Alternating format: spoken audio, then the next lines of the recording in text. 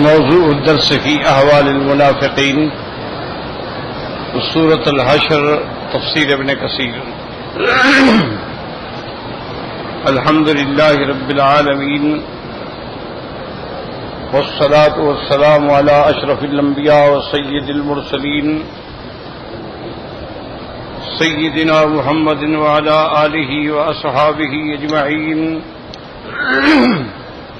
اللهم صل على سيدنا محمد وعلى آل سيدنا محمد كما صليت على إبراهيم وعلى آل إبراهيم في العالمين إنك حميد مجيد.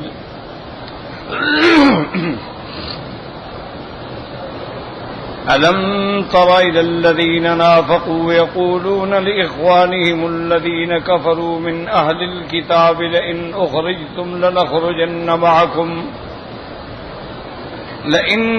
أخرجتم لنخرجن معكم ولا نطيع فيكم أحدا أبدا وإن قتلتم لننصرنكم والله يشهد إنهم لكاذبون. لئن أخرجوا لا يخرجون معهم ولئن قتلوا لا ينصرونهم ولئن نصروهم ليولن الأدبار ثم لا ينصرون. لأنتم أشد رهبة في صدورهم من الله ذلك بأنهم قوم لا يفقهون.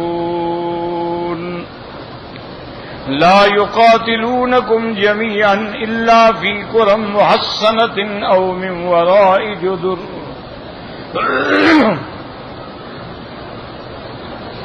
بأسهم بينهم شديد تحسبهم جميعا وقلوبهم شتى ذلك بأنهم قوم لا يعقلون. كمثل الذين من قبلهم قريبا ذاقوا وبال أمرهم ولهم عذاب أليم. كمثل الشيطان إذ قال للإنسان اكفر فلما كفر قال إني بريء منك إني أخاف الله رب العالمين. فكان عاقبتهما أنهما في النار خالدين فيها وذلك جزاء الظالمین. اللہ تبارک و تعالی نے کلام مقدس کی ان آیات مبارکہ میں جو سورۃ الحشر کی آیات ہیں منافقین کا ذکر فرمایا. اس سے پہلے آپ الحمدللہ پڑھ چکے ہیں کہ سورۃ الحشر میں اللہ تبارک و تعالی نے بنو نذیر کا واقعہ بیان فرمایا کہ اللہ نے ان کے دلوں میں کیسے روب ڈالا، وہ صلح پہ اترے اور ملک بدر ہو گئے. اس کے بعد پھر اللہ تبارک و تعالیٰ نے احوال اموال فے کے بارے میں ذکر فرمایا کہ بھئی ایک مال تو وہ ہے جو جنگ میں حاصل ہوتا ہے، وہ تو مال غنیمت ہے. اس کا طریقہ یہ ہے کہ 5واں حصہ جو ہے بیت المال میں ہوگا، 4 مجاہدین میں برابر تقسیم ہو. اور ایک مال فے ہے کہ جو بغیر کسی لڑائی کے اللہ نے تمہیں دیا ہے، تو اس کا حکم یہ ہے کہ وہ خالص اللہ کے رسول کے لیے ہے. اب اللہ کا رسول جس میں جتنا جس کو چاہے عطا فرما.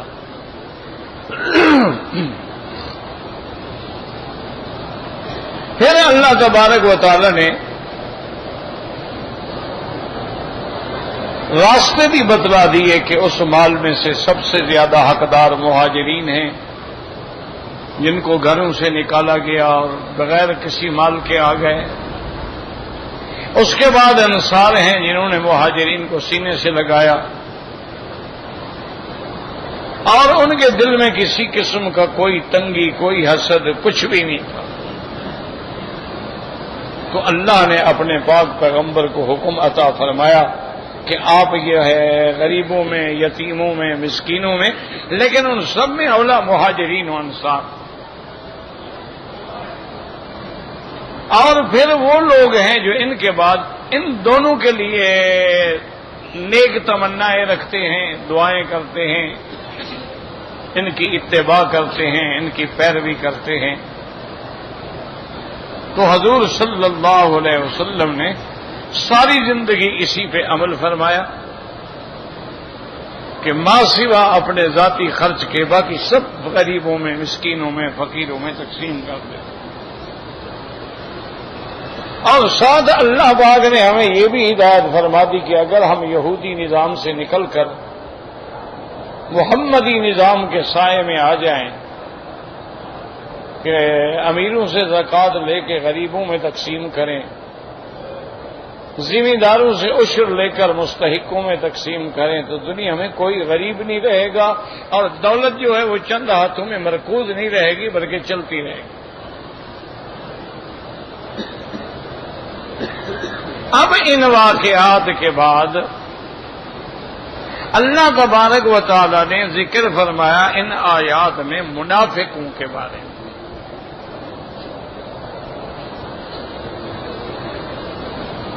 جیسا کہ الحمدللہ میں نے عرض کیا تھا نا کہ یا کافر یا مسلمان یا منافق.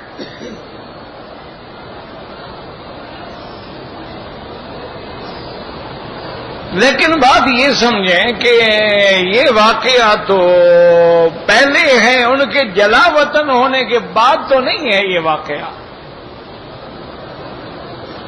یعنی جب بنی نذیر نکل گئے پھر کیا فائدہ ہوا ابھی ان کو پیغام بھیجنے کا.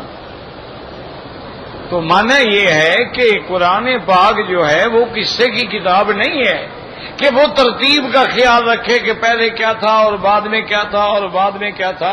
قرآن تو ہدایت ہے، موعظت ہے، اس لیے جو چیز جہاں ضرورت ہوتی ہے وہاں اس کا بیان آ جاتا ہے.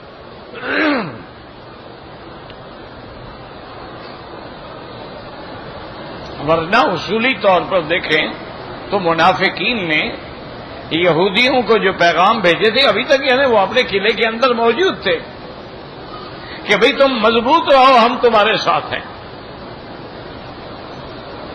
اگر تم نکلو گے ہم بھی تمہارے ساتھ نکلیں گے، اگر تم لڑائی کرو گے ہم بھی تمہارے ساتھ مدد کریں گے. وہ تو یہ ساری باتیں پہلے کی ہیں، ان کے نکلنے کے بعد تو نہیں ہیں. لیکن اللہ تبارک و تعالی نے قرآن میں پہلے ان کا ذکر فرما دیا کہ بھی کیسے ان کے دلوں میں اللہ نے روب ڈالا. یخربون بیوتہم بایدیہم وایدی المؤمنین فاعتبروا یا اولی الابصار ولولا ان كتب علیہم الجلاء لعذبہم فی الدنیا. یہ سارا واقعہ پہلے بیان کر دیا. الم تر الی الذین نافقوا کا ذکر بعد میں کر دیا.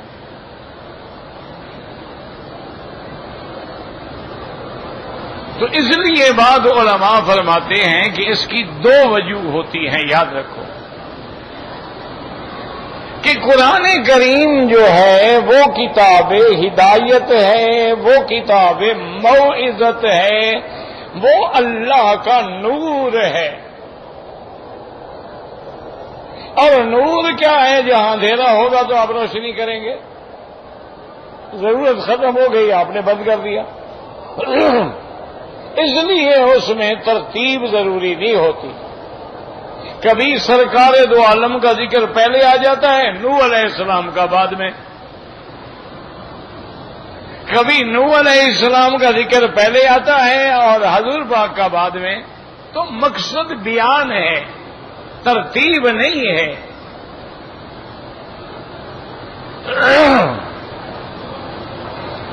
اور دوسری بات یہ ہے کہ اللہ تبارک و تعالی کا اسلوب بیان ہے، نرالا بیان ہے. کہ جو اہم بات ہے اس کو پہلے ذکر کر دیا جاتا ہے. اہم بات تو یہ تھی نا کہ بنو نذیر نے غداری کی، اللہ نے عذاب بھیجا اور جلا وطن ہوئے. تو اصل بات تو یہ تھی. اب بعد میں واقعات کیا آتے رہے، ان کا ذکر بعد میں آتا رہا. جیسے آج بھی مثلا کسی جگہ پر آپ کا کوئی آدمی خدا نہ کرے بیمار ہے، اور آدمی آگے آپ کہتے ہیں یار تفصیل مت بتاؤ، یہ بتاؤ خیریت ہے نا. وہ کہتے ہیں ہاں جی خیر. کہتے ہیں اچھا اب تفصیل بتاؤ کیا ہے. اب یہ تو نہیں ہے کہ تم پہلے خیریت بتاتے رہو اور بعد میں کہو جی وہ تو مر گیا، تو اس کا کیا فائدہ ہوگا. وہ ایک دیہاتی مثال مشہور ہے نا کہ ایک ذمہ دار کافی عرصے کے بعد اپنے علاقے کے رقبے میں آیا، ملازموں کو بلایا بھی ہاں کیا حال ہے بھائی، خیریت ہے، سب ٹھیک ہے. تو جو خاص ملازم تھا اس نے کہا جی بالکل سب خیریت ہے، بس ایک کتی مر گئی. تو اس نے کہا یار اچھی بات ہے کوئی بات نہیں، لیکن کتی مر کیسے گئی. اس نے کہا جی وہ جو چھپر تھا نا وہ گر گیا. انہوں نے کہا وہ چھپر کیسے گر گیا. اس نے جی آگ جو لگ گئی. اس نے کہا پھر کیا. اس نے کہا جی سب کچھ جل گیا. بات شروع کی کہ کتی مر گئی. تو اس لیے بے وقوفی والے اصل بات یہ ہوتی ہے کہ قرآن کا اپنا انداز ہے. پہلے اللہ تبارک و تعالی نے سورت کا نام حشر تھا تو پہلے حشر کا ذکر کر دیا، اور یہ بھی بتا دیا کہ میرے محبوب اگر ہم نے ان پر یہ حشر نہ لکھا ہوتا، ان پر جلا وطنی نہ لکھی ہوتی، ہم ان کو دنیا میں عذاب دیتے. یعنی جیسے ہم نے قوم عاد پہ عذاب بھیجا، قوم سمود پہ عذاب بھیجا، قوم لوط پہ عذاب بھیجا، قوم نوح پہ عذاب بھیجا، کہ آج ان کی نسل میں بھی کوئی باقی نہیں، ہم ان کو بھی برباد کر دیتے. لیکن ہم نے فیصلہ کیا تھا کہ ان کو جلا وطن کریں گے. اور اصل بات یہ ہے، یاد رکھو کہ ہر چیز میں حکمت ہے. معاہدہ ہوا یہود کا، حکمت ہے تاکہ دنیا کو سبق ملے کہ اسلام کتنا بڑا دین ہے کہ دشمنوں سے بھی صلح کا معاہدہ کرتا ہے. پھر انہوں نے معاہدہ توڑ دیا، پھر اسلام کی رواداری ہے. اچھا بھائی اب نکل جاؤ مدینے سے، لیکن جتنا سامان لے جا سکتے وہ بھی لے جاؤ، ورنہ نقض عہد کیا ہے، بات ختم کر دو سب کو. یہ بھی اسلام کی رواداری ہے کہ جہاں جہاں یہ پیغام پہنچے گا کہ یار اللہ کے نبی نے تو کمال کر دیا، صرف یہی کہا نا بھی جہاں سے آئے تھے جاؤ اپنے گھروں کو نکل جاؤ. تم مدینے کے تو نہیں تھے نا، تم تو پہلے بھی شام سے آئے تھے، اور سامان بھی لے جاؤ. کوئی دشمن کو کہتا ہے ابھی چلے جاؤ سامان بھی لے جاؤ. تو یہ اسلام کا ایک پیغام پہنچا. اسی لیے مکہ جب فتح ہوا ہے، اگر سرکار دو جہاں چاہتے تو قریش کا ایک ایک بچہ بھی ختم ہو جاتا، لیکن امان امان امان امان، یعنی ساری فتح مکہ میں کل 27 آدمی مرے ہیں.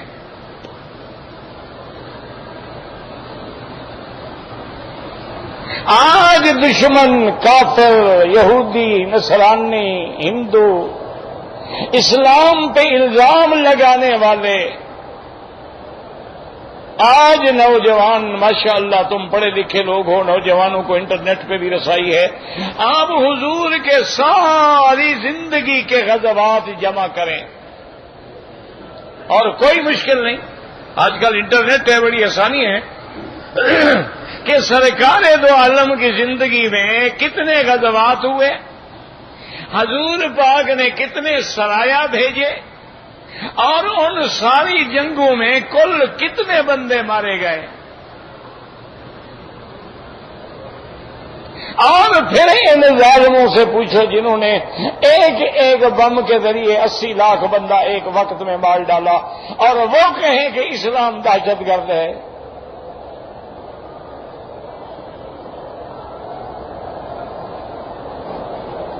یعنی خدا کی شان ہے کہ خرد کا نام جنو رکھ دیا اور جنو کا نام خرد.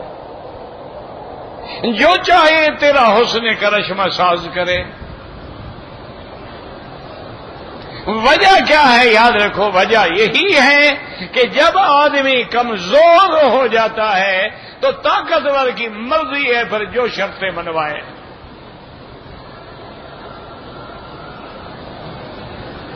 آپ نے دیکھا نہیں ہے کہ غریب مزدور ہوتے ہیں بیچارے، مزارے ہوتے ہیں، ہاری ہوتے ہیں. اچھا، ملوں میں مزدور ہوتے ہیں، فیکٹریوں میں مزدور ہوتے ہیں، کارخانوں میں مزدور ہوتے ہیں، زمینوں پہ مزدور ہوتے ہیں. جو چاہیں وہ کہیں گے ٹھیک ہے جناب.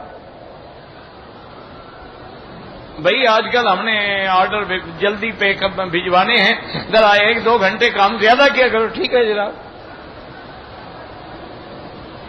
وہ جناب مجھے بخار ہے. ہم نے کہا یار کمال ہے، میرا کام روک رہا ہے تمہیں بخار ہے، کام کرنا پڑے گا. ٹھیک ہے حاضر جناب.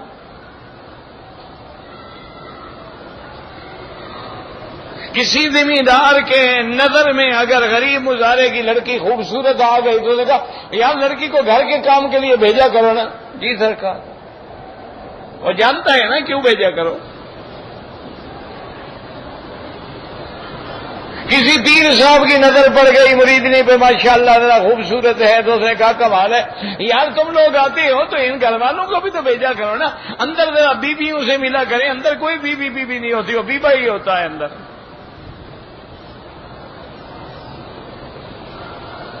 حاضر جناب.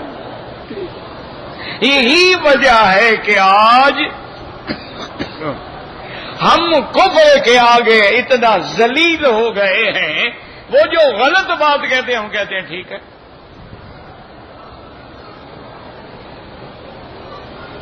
یعنی ظلم یہ ہے، مارو بھی ہمیں اور رونے بھی نہ دو.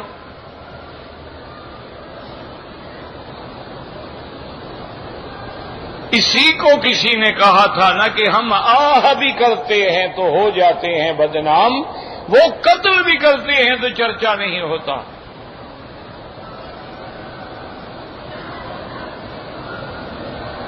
ایک مسلمان لڑکی سے کہیں زیادتی ہو جائے، خدا نہ کرے پوری دنیا کا میڈیا چیخ پڑے گا. اور ان کے ملک میں 1 لاکھ لڑکی سے روزانہ زیادتی ہوتی ہے، کوئی بولنے والا نہیں.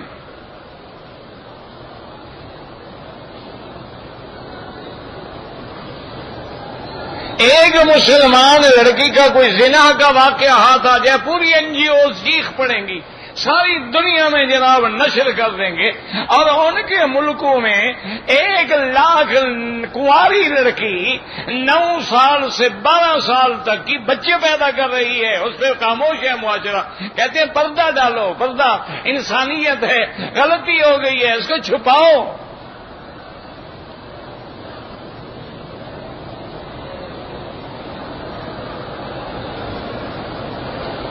وجہ کیا ہے؟ وجہ وہی ہے کہ ہے جرم ضعیفی کی سزا مرگ مفاجات. پانی ہمیشہ نیچے کی طرف آئے گا. یہ غصہ بڑا سمجھدار ہے، ہمیشہ غریب پہ آئے گا، کمزور پہ. کبھی طاقتور پہ غصہ کیوں نہیں آتا؟ کہتے ہیں جی وہ میں غصے میں پاگل ہو گیا. تو پاگل ہو گئے کسی بڑے آدمی کو تو مارتے نا، پتہ لگتا تمہاری ہاتھ بھی توڑ ڈالتا. بڑا سمجھدار غصہ ہے کہ پاگل پن میں بھی غریب پہ آتا ہے، کمزور پہ آتا ہے.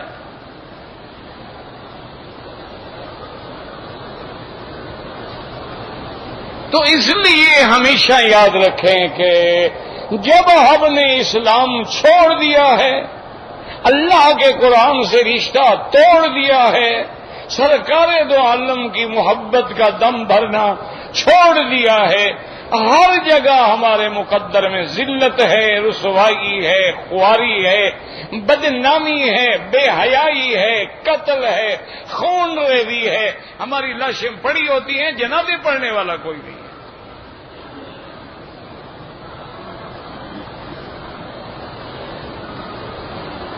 سڑتی رہتی ہیں، کوئی رونے والا نہیں ہے.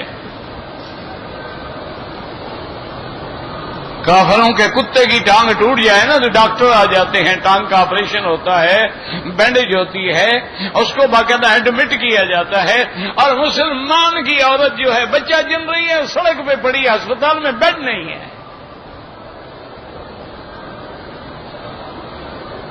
ایک ایک بیڈ پہ چار چار مریض بچے لیٹے ہوئے ہیں، ایک دوسرے کو بیماریاں لگ رہی ہیں، علاج کیا ہوگا؟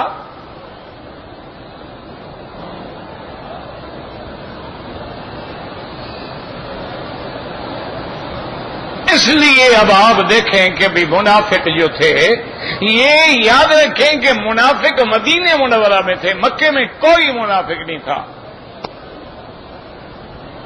مکے میں مشرک تھے، کافر تھے، کٹے دشمن تھے، کھلے دشمن تھے۔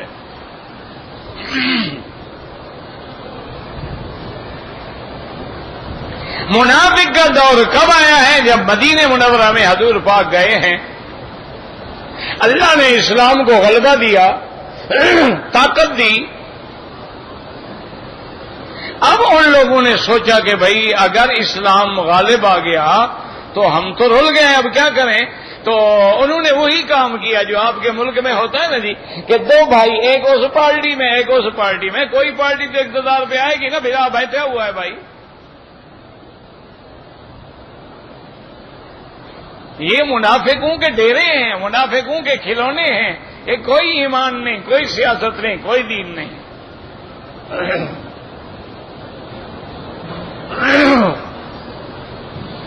اسلام ان وعدوں کو قبول نہیں کرتا ہے، یا ابو جہل بنو یا صدیق بنو، بس درمیان میں کوئی نہیں ہے۔ آدھا تیتر آدھا بٹیر اللہ کو پسند نہیں ہے کہ ملتزم پہ بھی کھڑے ہو جاؤ، یا رب البیت العتیق رب، یا رب البیت آتک رقابنا آتک رق، اور ادھر بھی یا داتا یا پیر عبد القادر جیلانی یا معین الدین اجمیری۔ اللہ فرماتا ہے ایسے منافق کا دین مجھے قبول نہیں ہے، یہ منافق ہے، مجھے بھی پکارتا ہے انہیں بھی پکارتا ہے۔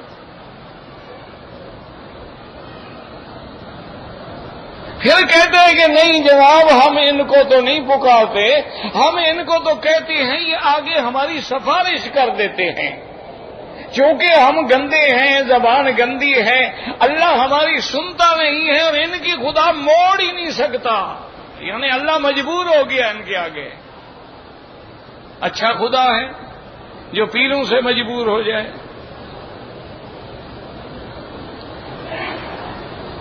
اور یہی ابو جہل کا عقیدہ تھا، وہ بھی یہی کہتا تھا کہ بھئی ان کی جو ہم عبادت کریں، لات عزا منات اساف نائلہ کی، ہؤلاء شفعاؤنا، یہ ہمارے سفارشی ہیں، اللہ کو سفارش کریں گے۔ یہی ایک عقیدہ ہے نصارہ کا کہ ہم نے جو گلے میں صلیب لٹکائی ہوئی ہے، عیسیٰ علیہ السلام کی صلیب کی یادگار ہے، تو عیسیٰ علیہ السلام جب ابا کو باپ کو کہہ دیں گے ہمارا چھٹکارا ہو جائے گا۔ یہی عقیدہ تھا یہود کا کہ ہم حضرت عزیر کی عبادت کرتے ہیں، عزیر خدا کا بیٹا ہے، جب خدا کا بیٹا ہمارے ساتھ ہے تو باپ کو راضی کر دے گا۔ یہی عقیدہ تھا ابو جہل کا، یہود کا، نصارہ کا، اور آج کے جاہل مسلمان کا کہ جی ہم ان کو کہتے ہیں اور یہ ان کو کہتے ہیں۔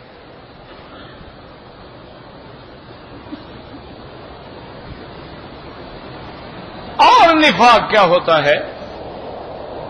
پھر جاہلوں کو مثالیں دیتے ہیں، اور یہ ان وہابیوں کو کیا پتا، دیکھو تم نے بلڈنگ پہ چڑھنا ہو تو سیڑھی سیڑھی چڑھو گے نا، چھلانگ تو نہیں لگاؤ گے نا، اور اگر تم نے کسی منسٹر کو ملنا ہو تو پہلے اس کے پی اے کو پکڑو گے، کوئی چپراسی سے بات کرو گے، کوئی واسطہ ڈھونڈو گے تو اوپر پہنچو گے نا، بادشاہ کو ملنا ہو تو وزیر کا وسیلہ پکڑو گے نا، تو یہ تو ضروری ہے، اس کے بغیر تو کام نہیں ہوتا۔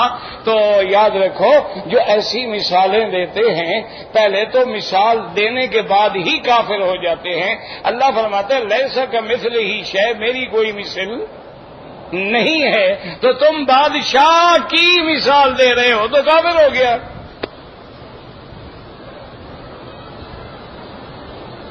اور دوسرا اللہ فرماتا ہے کہ ظالم ہو، واسطے وسیلے سیڑھیاں تو وہاں ڈھونڈو جو خدا تمہاری نہ سنتا ہو۔ میں تو کہتا ہوں ادعونی، آؤ مجھے پکارو۔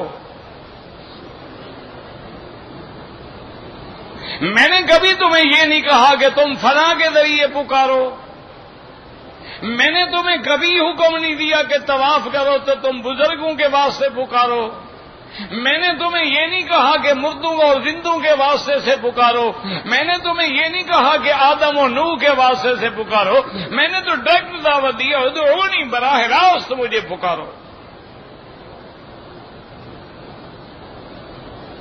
اللہ میاں ہم تو گناہگار ہیں، آپ کو پکاریں گے تو آپ تو دیکھ فرمایا نا استجب لکم، میں تمہاری دعا سنوں گا نہیں، پوری بھی کروں گا۔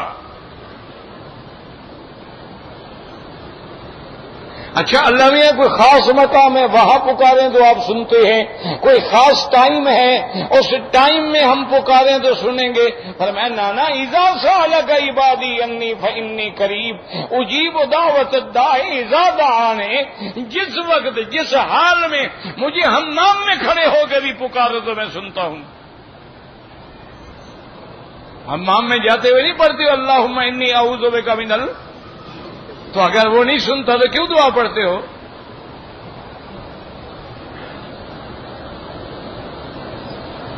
اور فرمایا تم کیا کہتے ہو میرے بندے، میں تو رب ہوں نا، رب مانا پالنے والا، تو پالنے والا جو ہوتا ہے بندہ گندا ہو جیسا ہو وہ تو بچے کی سنتا ہے نا۔ بچے نے پخانہ کر دیا، پیشاب کر دیا، ماں کا سینہ گندا کر دیا، بستر گندا کر دیا، وہ جناب اٹھ رہی ہے، دھو رہی ہے، نہلا رہی ہے اور پھر سینے سے لگا کے چوم رہی ہے، کیوں؟ پالنے والی ہے۔ پر میں اتنا پالنے والی کو، میں تو ساری کائنات کا پالنے والا ہوں۔ تم بھی اگر گندگی کر دیتے ہو، گناہ کر دیتے ہو، منہ کالا کر بیٹھتے ہو، لیکن جب روتے ہو بس روتے ہو تو پھر میں تمہیں معاف کر دیتا ہوں۔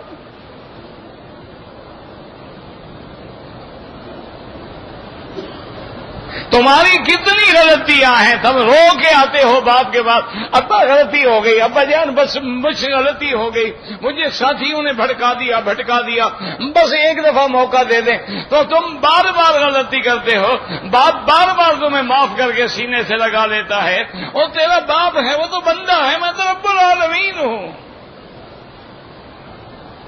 اس لیے فرمایا یحب التوابین ویحب المتطہرین، فرمایا یہ نہیں فرمایا کہ میں توبہ کرنے والا، نہ کثرت سے توبہ کرنے والے، تو توبہ کثرت سے کون کریں گے؟ جن کے کثرت سے گناہ ہوں گے، تو تم جتنے گناہ کرتے جاؤ توبہ کرتے جاؤ، یہ نہیں کہ معاف کر، میں محبوب رکھتا ہوں، میں تو اس کو پیارا بنا لیتا ہوں کہ میرے دروازے پہ آ گیا، توبہ کر لی، میرا محبوب ہے، مجھے چاہتا ہے تو میرے دروازے۔ اسی لیے حدیث میں اللہ اشد فرحن بتوبت عبد، اللہ کو خوشی ہوتی ہے جب بندہ توبہ کرتا ہے۔ اللہ ملائکہ سے فرماتے ہیں علم عبدی ان لہ ربا یغفر الذنوب، میرے بندے کو پتہ لگ گیا کہ میرا بھی کوئی رب ہے جو معاف کر دے گا۔ اللہ فرماتے ہیں ملائکہ گواہ ہو جاؤ، میں نے اس کے گناہ معاف کر دیے ہیں۔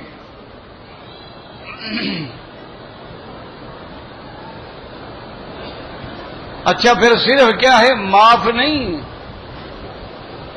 واعف عنا واغفر لنا وارحمنا۔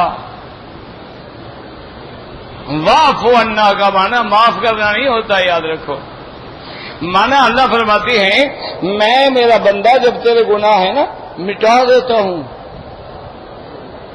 تیرے گناہ سمجھو مسئلے کو، ایک حدیث سمجھ لو تو سمجھو درس کام آ گیا، مٹا دیتا۔ کیا میں نے لکھا ہوا تھا، ہم یہ نہیں کرتے ہیں کہ آگے لکھ دو معافی، نہ ہم کہتے اللہ حکم دے تو فرشتے مٹا دو، اس کو مٹا دو، نام عمل میں رہے نا، آئندہ فرشتے بھی نہ دیکھ کے کہتے اچھا تو فلاں فلاں منہ کالا کرتا رہا، آج بڑا نیک بنتا ہے۔ اللہ فرماتا میں مٹا دیتا ہوں۔ اچھا اللہ میں مٹا تو دیتے ہیں لیکن فرشتوں نے پڑھ دیا ہے، فرمایا فرشتوں کو بھلا دیتا ہوں، تیرے گناہ ان کو یاد ہی نہیں رہنے دیتا، میں مٹا بھی دیتا ہوں، فرشتوں کو بھلا بھی دیتا ہوں، اور اس کا کوئی نشان بھی۔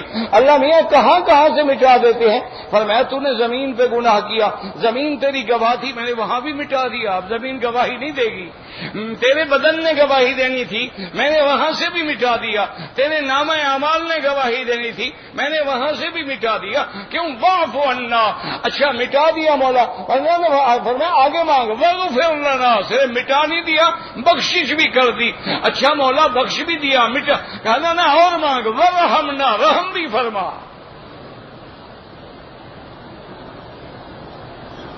تو یہ مقام ہے اللہ تبارک و تعالیٰ کی عظمتوں کا۔ کاش کہ مسلمان اپنے رشتے کو پھر اللہ کے قرآن سے جوڑ لیں، کاش مسلمان اپنے رشتے کو پھر سرکار مصطفیٰ سے جوڑ لیں علیہ الصلوۃ والتسلیم۔ آج پوری تاریخ کو نظر میں ڈالیں، سب سے پہلے تفریق جو ہے وہ یہودیوں نے کی تھی کہ ہم اللہ کو مانتے ہیں، آخرت کو مانتے ہیں، موسیٰ علیہ السلام کو مانتے ہیں، لیکن محمد مصطفیٰ کو نہیں مانتے۔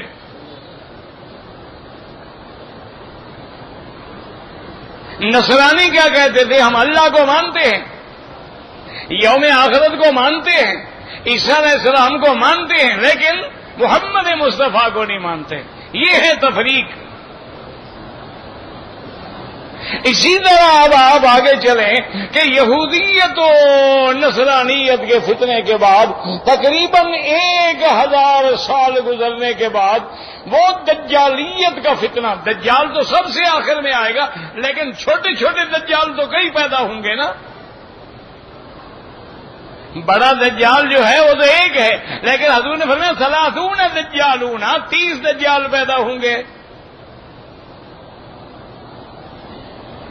تو دجالیت کا فتنہ جو تھا، اچھا اب پھر کیا تفریق چلی جناب؟ پھر تفریق یہ چلی کہ دیکھو جی بات یہ ہے کہ ضروری تو نہیں ہے نا۔ انہوں نے کہا اب یہ ہو سکتا ہے کہ صرف قرآن کو مانو لیکن محمد مصطفیٰ کو نہ مانو۔ یہ تفریق، یہ جو آپ کے ہند میں شہنشاہ اکبر نے جو دین اکبری کی بنیاد رکھی تھی وہی تو تھی۔ ہماری سرزمین جو ہے نا یہ بڑی زرخیز سرزمین ہے، ہر باطل فرقے کو ماننے والے ماشاءاللہ مل جاتے ہیں۔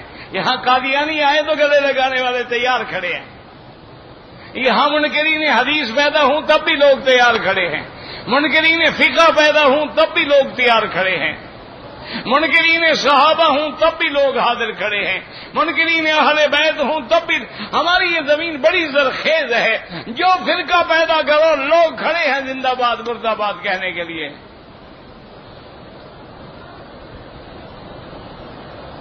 اب اس نے کیا تفریق کی تھی؟ اس نے کہا بھائی بات یہ ہے اتحاد تب قائم ہو سکتا ہے کہ صرف قرآن کو مانو بس، اور قرآن ہمیں یہ کہتا ہے کہ خدا ہے، وحدہ لا شریک ہے۔ اب اگر آپ اس کو خدا کہہ دیں یا اس کو آپ اپنا بھگوان کہہ دیں، اس کو آپ جو ہے گاڈ کہہ دیں، کچھ کہہ دیں، ہے تو وہی خدا نا جی۔ مسجد مندر ایک ہی نور ہے۔ اس نے کہا جھگڑا تب ہوتا ہے جب تم نبی کی بات کو لے آتے ہو، لہذا نبی کی بات کو چھوڑو، صرف قرآن پہ رہو۔ اس لیے اس نے ہندوؤں سے شادیاں کی اور ان کے بتوں کے آگے کھڑے ہو کے باقاعدہ بنتی کرتا تھا، اور آپ کا وہ جو اس کا سب سے پیارا شہزادہ تھا سلیم، پھر جس کو جہانگیر بھی کہا گیا، یہ اجودھیا بھائی ہندو بیوی سے پیدا ہوا تھا۔ یہ دین اکبر، یہ بھی تفریق تھی۔ اسی طرح آگے چل کے پھر ایک اور تفریق آئی، انہوں نے کہا قرآن برحق ہے لیکن حدیث ہم نہیں مانتے۔ اچھا خدا کی شان دیکھو، یہ سارے فتنے جن نے کیے کہ بنے غلام بن کے، مرزا قادیانی نے جو نبوت کا دعویٰ کیا اس کا نام کیا تھا؟ غلام احمد، یعنی بظاہر وہ احمد کا غلام ہے لیکن نبی بن رہا ہے۔ اچھا جس نے حدیث کا انکار کیا اس کا نام کیا تھا؟ غلام احمد پرویز، وہ بھی غلام تھا۔ یہ تفریق تھی۔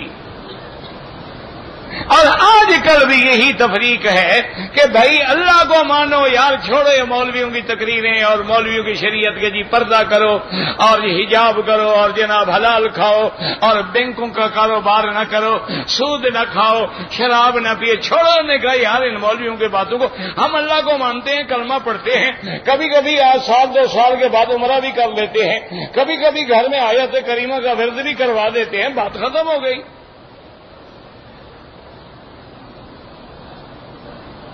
اور جب ہم گھر بناتے ہیں ماشاءاللہ مولویوں کو بلاتے ہیں، حلوہ کھلاتے ہیں، ان سے قرآن شریف پڑھواتے ہیں، ہم تو بڑے پکے مومن ہیں، باقی گھر میں تھوڑا بہت ڈرنک بھی ہو جاتا ہے، کبھی کبھی تھوڑا بہت ڈانس بھی، یہ تو ہلا گلا ہے نا یار، یہ تو موسم ہے نا، وقت ہے، جوانی ہے، تھوڑا بہت رونق میلہ تو ہونا چاہیے نا۔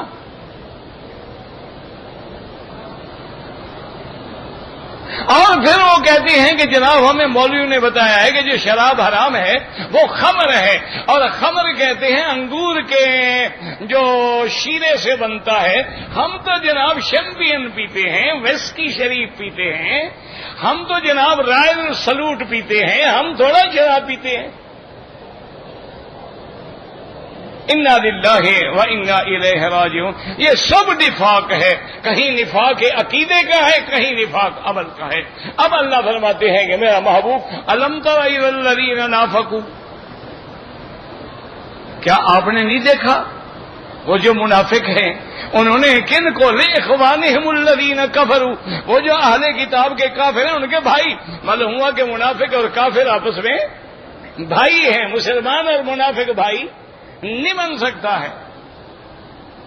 فرمایا الم تر الی الذین نافقوا لاخوانہم الذین کفروا من اہل الکتاب، یاد رکھیں اہل کتاب بھی اگر حضور پہ ایمان نہیں لائیں گے تو کافر ہیں، اگر اللہ کے قرآن پہ شریعت محمد مصطفیٰ پہ ایمان نہیں لے آئیں گے تو کافر ہیں۔ اچھا انہوں نے کیا کہا؟ یہ 4 جگہ انہوں نے قسم کھائی ہے منافقوں نے، اور یاد رکھو ہر زیادہ قسمیں کھانے والا جھوٹا بھی ہوتا ہے، منافق بھی ہوتا ہے۔ کل حلاف مہین، ہر بات میں قسم، خدا کی قسم، اور جی مجھے اللہ سمجھ لو یہ منافق ہے، ہم نے اس کو کہا نہیں تو قسم کیوں کھا رہا ہے؟ ضرورت ہی نہیں قسم کی۔ تو اس لیے جناب دیکھیں قرآن کہتے ہیں انہوں نے 4 ان کے ساتھ قسمیں کھائیں۔ پہلی قسم کیا تھی؟ لئن اخرجتم، اگر تم کو نکالا گیا مدینے سے، لنخرجن معکم، ہم بھی تمہارے ساتھ نکلیں گے، ولا نطیع فیکم احدا ابدا، ہم تمہارے بارے میں کسی کی بات نہیں مانیں گے، تمہیں نکالا گیا ہم بھی تمہارے ساتھ باہر جائیں گے۔ قسم لئن اخرج، لام قسمیہ ہے۔ وَإِن قُوتِلْتُمْ، اب اور آ گیا، اگر تم مسلمانوں سے لڑو گے، لَنَنْصُرَنَّكُمْ، ہم تمہاری مدد کریں گے، جمے رہو مت گھبراؤ، نکلو گے تو ہم تمہارے ساتھ، اور اگر لڑو گے تو ہم تمہارے۔ وہاں میرا مولا تیرے قرآن کی شان ہے۔ پہلے ذکر کس بات کا آیا؟ منافقوں نے بھی کیا کہا کہ اگر تم نکلو گے تو ہم تمہارے ساتھ، اور اگر لڑو گے تو لڑائی تو ہوئی نہیں، وہ نکلنے کا ذکر پہلے حضرت نے کہا اچھا ہم پہلے ان کو نکالتے ہیں، دیکھو نکلتے ہو تم ان کے ساتھ۔ تو وہ جو انہوں نے کہا تھا اللہ نے پہلے وہی اسی پہ سزا دے دی۔ لئن اخرجتم، اللہ نے فرمایا نکلو، اب نکلو جی تم ان کے ساتھ، تو گھر بیٹھے ہوئے ہیں، لڑائی تو ہوئی نہیں۔ اللہ نے فرمایا یہ جو کہتے ہیں کہ لڑائی ہوئی مدد کریں گے، میرا مدنی واللہ یشہد، اللہ گواہی دیتا ہے یہ جھوٹ بول رہے ہیں۔ لئن اخرجوا، اگر ان کو نکلنا ہوا، لا یخرجون معہم، یہ ہرگز نہیں نکلیں گے۔ وَلَئِن قُوتِلُوا لَا يَنصُرُونَهُمْ، اگر انہوں نے لڑائی ہوئی تو ان کی کوئی مدد نہیں کریں گے. وَلَئِن نَصَرُوهُمْ، اگر مدد کی لَيَوَلَّنَّ الْأَدْبَارَ، پیٹھ دے کے بھاگیں گے، پھر کوئی ان کی مدد کرنے والا نہیں ہوگا. لیکن یاد رکھو کہ بھائی اللہ تو کہتا ہے کہ یہ مدد نہیں کریں گے، یہ جھوٹے ہیں. پھر فرماتے وَلَئِن نَصَرُوا، اگر یہ کریں گے تو کیا معنی ہوا بھائی؟ جب آ گیا کہ لا ينصرونہم، پھر قرآن کیسے کہتا ہے وَلَئِن نَصَرُوهُمْ؟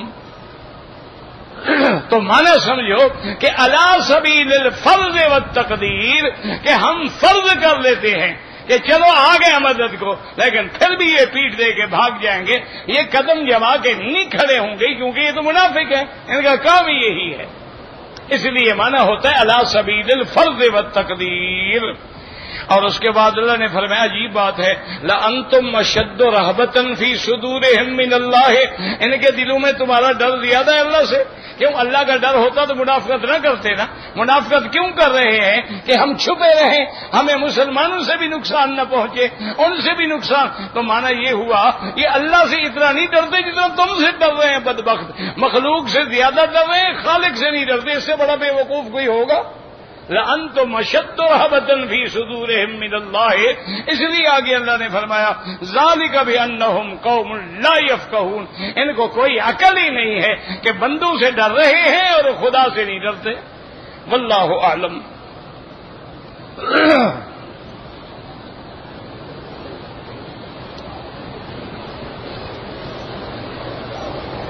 میرا بھائی موٹی بات یاد رکھو، عمرے پہ آؤ یا کسی سفر میں، اگر کسی جگہ 15 دن ٹھہرنے کی نیت ہے پھر نماز پوری پڑھو گے، ورنہ مسافر ہو. حضرت علی کا جنازہ ہوا تھا، بالکل ہوا تھا، نجف اشرف میں ان کی قبر ہے.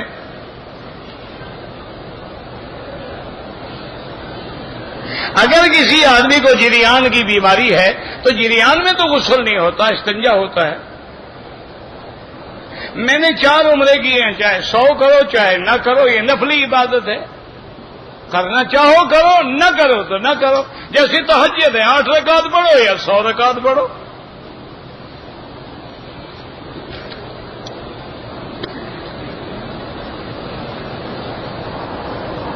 میری بیوی آنے سے 2 دن پہلے حیض میں تھی، اس نے نیت نہیں کی تھی، بغیر نیت کے آ گئی، اب پاک ہوگی. میرا بھائی یا تو مدینہ فوراً جاؤ اور مدینہ منورہ سے احرام باندھ کے عمرہ کر لے.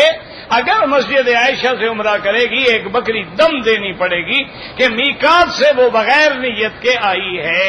عورت کو اگر حیض بھی ہو نماز نہ پڑھے، لیکن لبیک اللہم لبیک نیت کر کے آ جائے.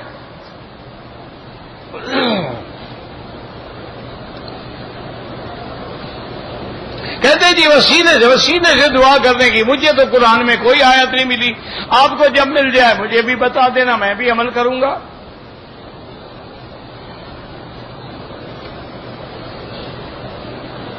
سود کا پیسہ ہے، ثواب کی نیت نہ کریں اور غریبوں کو دے دیں، مسکینوں کو دے دیں، لیکن ثواب کی نیت نہ کریں. کیوں؟ ثواب اللہ حلال پہ دیتے ہیں، حرام پہ نہیں دیتے. ان اللہ طیب لا یقبل الا الطیب، اللہ پاک ہے اور پاک چیز قبول فرماتے ہیں.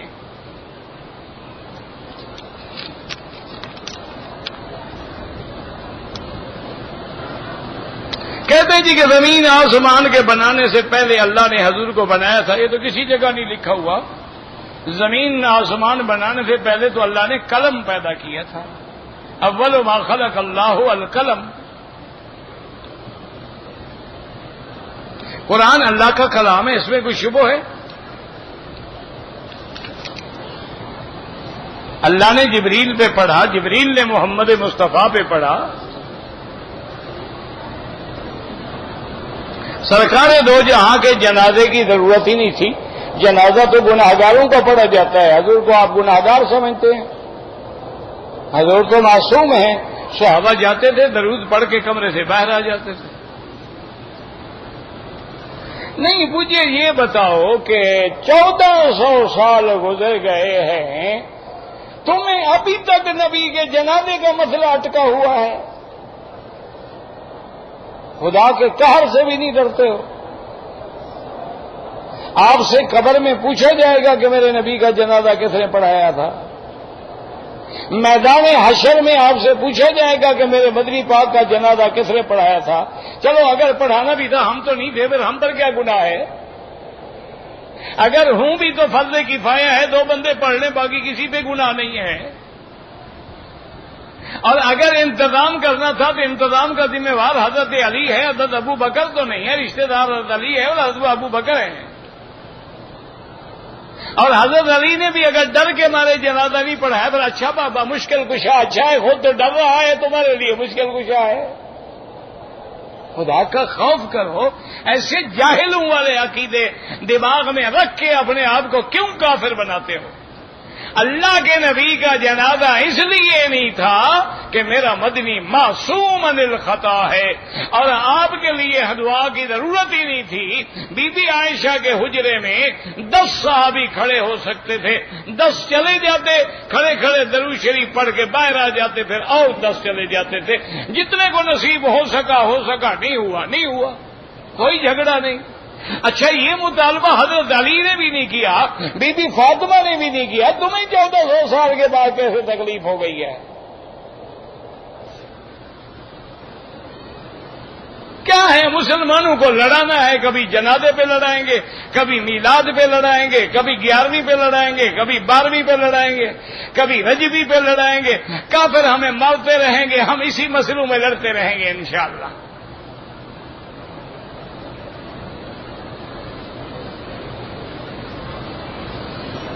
میں 5ویں چکر میں حجر اسود کو بوسہ دینا بھول گیا، کوئی بات نہیں، بھول گیا تو بھول گیا، پھر لوٹ کے آنے کی کوئی ضرورت نہیں تھی۔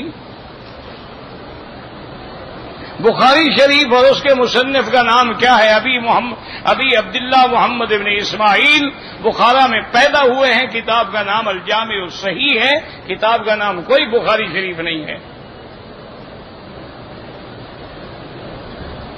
حضور پاک نے دعا پڑھی ہے، اللہم بارک لنا فی رجبنا وفی رمضان وبارک لنا فی مدنا وصائنا، یہ دعائیں ہیں، پڑھا کریں، کوئی منع نہیں۔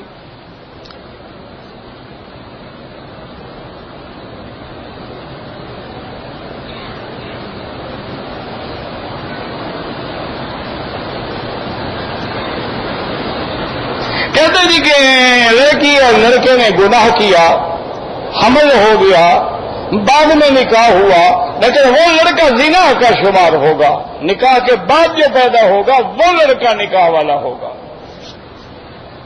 نکاح تو ہو جائے گا، اچھا زنا کے لیے مسئلہ نہیں پوچھا، نکاح والا مسئلہ پوچھ رہے ہو۔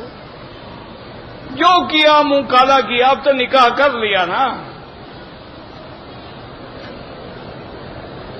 مال فتنہ کیسے ہے؟ مال ہی کی وجہ سے تو آدمی جہنم میں جاتا ہے، اور فتنہ کیسے ہوتا ہے؟ زکات نہیں دیتا، حرام کھاتا ہے، رشوت کھاتا ہے، اور فتنہ کیا بلا ہوتی ہے؟ تصویریں لگانا جو ہے منع ہے، کسی کی بھی ہوں۔ نماز جو قضا ہو گئی توبہ کریں، پھر جتنا ہو سکے روز قضا پڑھتے رہیں۔ حج عمرے کے لیے قرضہ لینا چاہیے، اللہ نے حکم نہیں دیا ہے۔ حج ہے اس پر جس کے پاس پیسہ ہے، یہ نہیں کہا کہ قرضہ لے کے حج کرو۔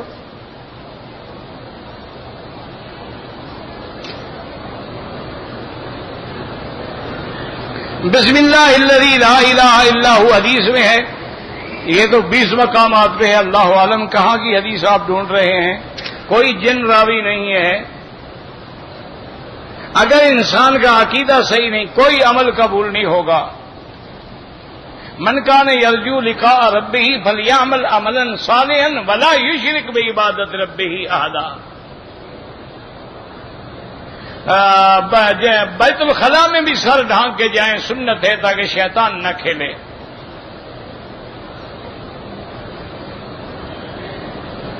علامہ اقبال نے صحابہ کرام کے بارے میں جو شعر لکھا ہے، مجھے تو نہیں پڑھتا، اللہ عالم کیا لکھا ہے۔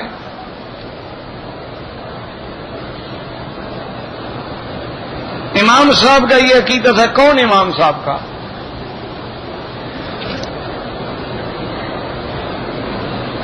کہتے ہیں جی کہ حضرت تھانوی حضرت قاسم ننوتری کی کتابوں سے اشعار کو دلیل بناتے. اشعار تو دلیل ہوتے ہی نہیں، شعر تو مبالغہ ہوتا ہے.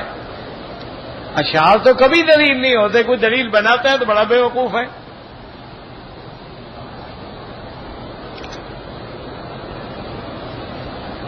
جو آدمی حضور پاک کو عالم الغیب یا حاضر ناظر سمجھے وہ کافر ہو جاتا ہے. شیعہ ہو، بریلوی ہو، بھائی ہوں، کچھ ہوں، بہرحال یہ ہے کہ ان کے عادات ملتے جلتے ہیں. وہ قبروں پہ جلوس نکالتے ہیں، وہ تعزیے پہ جلوس نکالتے ہیں. وہ قبروں پہ سجدہ کرتے ہیں، وہ تعزیے پہ سجدہ کرتے ہیں. وہ بھی قبر والوں سے مانگتے ہیں، وہ بھی حسن حسین سے مانگتے ہیں. کچھ ملتا جلتا ہے معاملہ. باقی دعا کرو اللہ سب کو ہدایت دے. ہر شیعہ کافر نہیں ہوتا. جو قرآن کا منکر ہے وہ کافر ہے. جو بی بی عائشہ کی عزت و عصمت کا منکر ہے وہ کافر ہے. جو سیدنا ابو بکر پہ سب کرتا ہے وہ کافر ہے. ہر شیعہ تو کافر نہیں ہوتا. بہت سارے تفضیلی بھی ہوتے ہیں.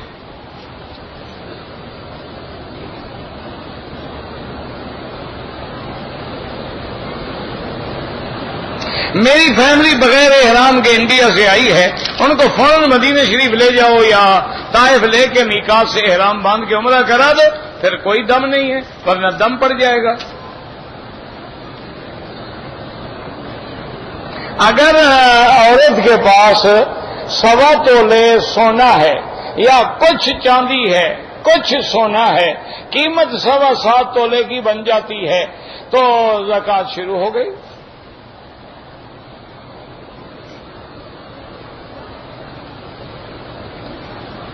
اگر مدینہ منورہ سے عورت آئی ہے، حیض تھا لیکن عمرے کی نیت نہیں کی ہے تو واپس جا کے عمرہ کرے ورنہ دم پڑ جائے گا.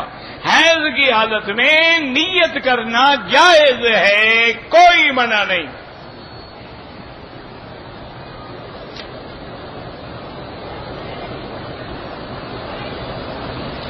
اگر مدینہ منورہ سے ہے جب حیض ختم ہوگا عمرہ کرے. اگر عورت اپنے محرم شوہر کے بھائی یا بھائی کے بال کاٹ سکتی ہے، کاٹ سکتی ہے.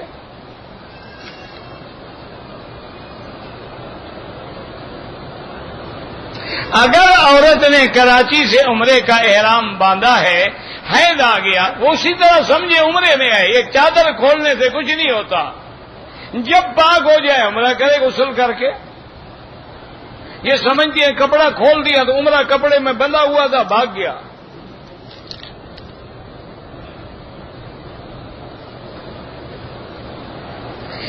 میں نے ہوائی جہاز میں میقات سے پہلے احرام باندھ لیا لیکن بنیان اتارنا بھول گیا. جتنے بھی اتارا کوئی حرج نہیں. میں نے احرام کی چادر کھول دی پھر سر مڈایا، کوئی حرج نہیں.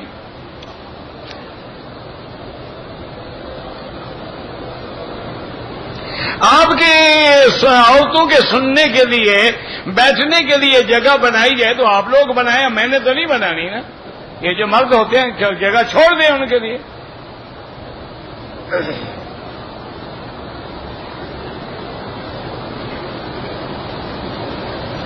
تفسیر قرآن پر آپ کی کیسٹیں اگر ہوں، تفسیر قرآن پہ الحمدللہ اس عاجز کی 2000 سے زیادہ کیسٹیں ہیں.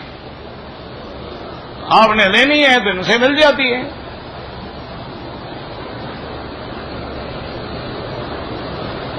حرم شریف میں ایک نماز کا ثواب 1,00,000 گنا ہے. یہ مانا نہیں کہ ایک نماز پڑھو تو 1,00,000 ہو گئی باقی چھٹی گھر جائیں.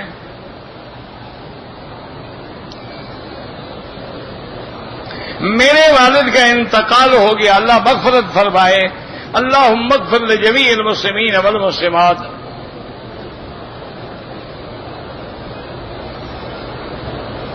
بھئی دجال کا زمانہ جو ہوگا ایک دن ایک سال، حساب خود کر لیں. آپ پڑھے لکھے لوگ ہیں، مجھے تو حساب آتا نہیں. نحن امت امیت لا نکتب ولا نحسب. ہم تو ان پڑھ امت ہیں، نہ لکھنا جانے نہ حساب جانے.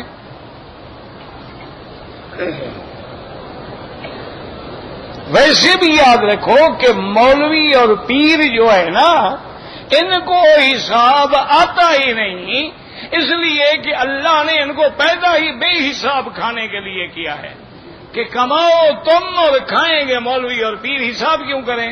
خود محنت کریں تو گنے، حساب تو وہ کرتا ہے نا جو محنت کرے، ان کو تو مفت کا مال ملتا ہے، یہ کیوں حساب کریں؟ بس دعا کرو، جو آیا کھا گئے۔